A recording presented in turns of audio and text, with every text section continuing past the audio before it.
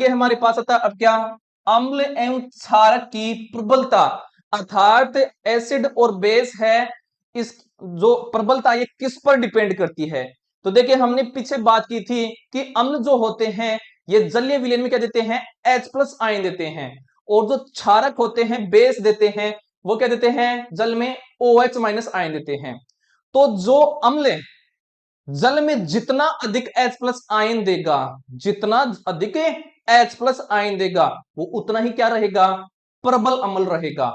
और जो अम्ल जितना कम H+ आयन देगा किसमें, जल में, वो उतना ही क्या रहेगा, दुर्बल रहेगा, कमजोर रहेगा। ठीक है, तो पहले अम्ल के बारे में देखिए। तो देखिए अम्ल एवं क्षारक की प्रबलता विलयन में क्रमशः, यानी अम्ल तो किस पर डिपेंड करेंगे, इनकी प्रबलता H+ आयन पर, और क्षारक की प्रबलता है ये OH- आयन की संख्या पर निर्भर करती है। अब सुनिए, जो अम्ल जल में जितना अधिक H+ आयन देगा वह उतना अधिक प्रबल होगा, यानी स्ट्रोंग रहेगा, तथा जो अम्ल जितना कम जल में H+ आयन देगा वह उतना ही क्या रहेगा, दुर्बल रहेगा। ऐसे समझिए यहां पर, यानी H+ आयन अगर क्या रहेगा, ज्यादा रहेगा, जल में H+ आयन ज्यादा रहेगा, तो अम्ल क्या रहेगा, परबल रहेगा, परबल ज्यादा रहेगा।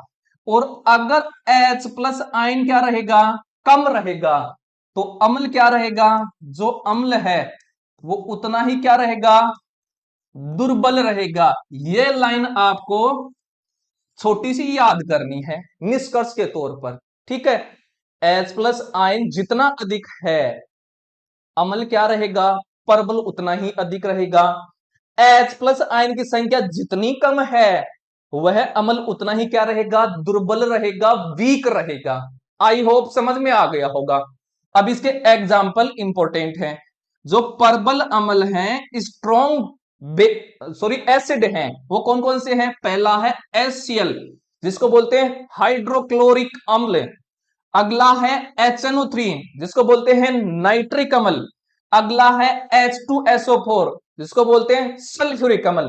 तो जो तीन अम्ल हमारे पास वो क्या है, परबल अम्ल है। कौन कौन सा, पहला है HCl अर्थात हाइड्रोक्लोरिक अम्ल, दूसरा है HNO3 अर्थात नाइट्रिक अम्ल, और तीसरा है H2SO4 अर्थात सल्फ्यूरिक अम्ल। ये प्रबल अम्ल है। क्यों है, क्योंकि ये जल में H+ आयन क्या देते हैं, अधिक मात्रा में देते हैं। और जो अम्ल जल में जितना अधिक